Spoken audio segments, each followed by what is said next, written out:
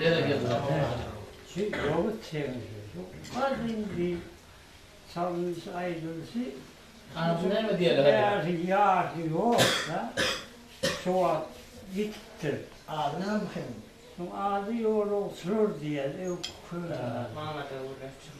Neyse böyle oturun kanlığı da soğuyor. Şarkıyla gruptur. O sağlarıyla bürüktürsün yağsı.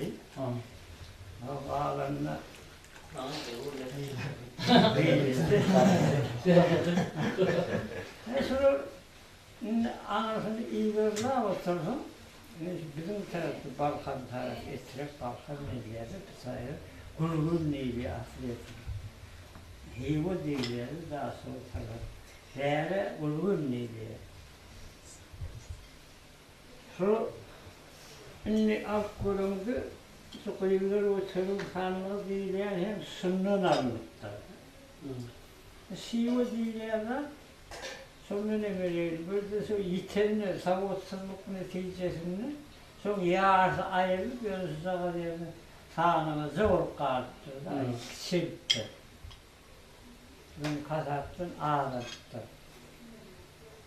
Sonra ben esasen son yazardım üstünü isteyenler, doğumu aydınlığı görmeye o altın da olanlar.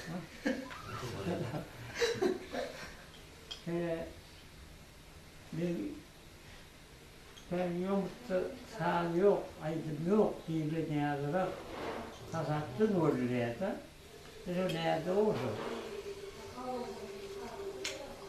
Yani aydın da var, sağ da var kendine, öyle yitiktir. Halife bulmanmadı. Gönüllü bulmasa ihtiyaç edeyim, bunlar ayıptır da. İlde orada arazide bir devlet bir kültür vardı, biliyor musun? Bunlar var, işgulcu barajda, gurur dinleyenlerden de o gayette yaptı, bunlar ayıptı.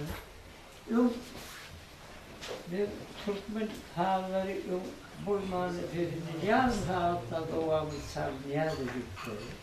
Şimdi yitip bitip bir zamanın soğusu salar değil, ölçer yerlerden, şimdi kilte oluyor, o bir de kendine o, hem de, ulu ki. Yani bizler düğüne yitik gidelim. Ne ileride oturup, şu herki savunyan hem de öyle, haysı kavat geliyor. Değerli hem de öyle, ulu birisi akıllıya, marda ulunurlayan, aydırlayan hem de nerede araba olması var, onu tapmadı, ürküyor. Bunu kimi ister oluyor. Çok dövdü oyun yazdı diye.